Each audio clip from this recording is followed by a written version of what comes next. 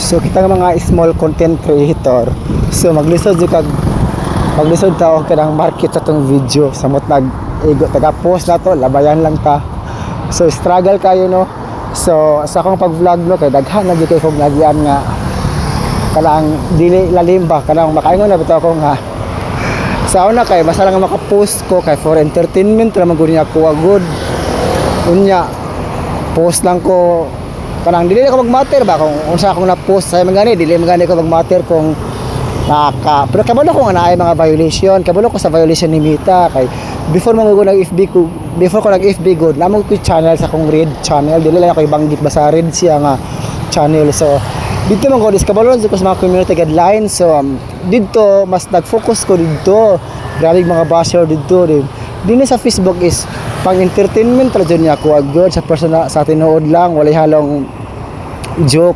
Tapos na-realize na ko nga niyo na naitaw nga niyo sa kuwang nganon dili na ko serious kay basin di ay. So ako mga effort ato mga video sa una is daghan ako na copyright no kay pero kay balo jud nga nadyo posibilidad nga ma-copyright jud ko ato pero wala lang jud ako siya gi-mind kay kabalo man ko nga for entertainment lang niya ako ba dayon karon kay dili mo good basta-basta good nga mag-market og video good kay lisod sa akong part small content creator beta. So dili kita mapansin ni Mita. So ako lang karon is ako na sanggi serious. So although dili kay sa ingon nga totally full nga serious pero nag-careful nako kay akong gi-post karon is nag-mind nako na what if makaginsa ni Mita sa community guidelines. So sayang atong effort. So kanay man gud akong mga content diri is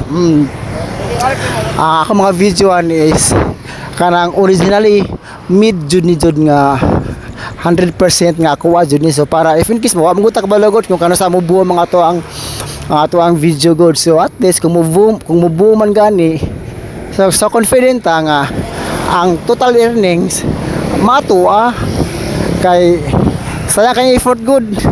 Sayang kay effort sa mga pilak mga ato mga miaging bulan gani kay nag-delete ko og mga video kay dahan kayo og mga naka-against ni Mita God.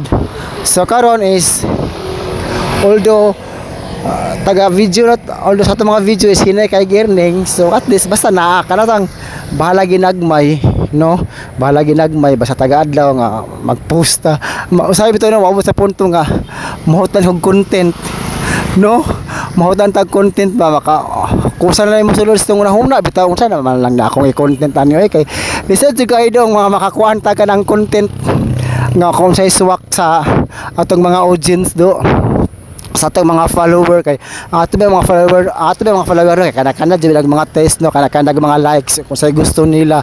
So maybe gusto nato ni siya nga content pero sa atong follower is dili sila ganahan. So mangita ta og bagong timpla. So kung karon kung mao ni atong timpla so sa sunod ato na po usbuhon kay magkuanta ba mag-compare bitaw kung karon magani gamay tag views sa sunod adlaw gamay gyapon og views.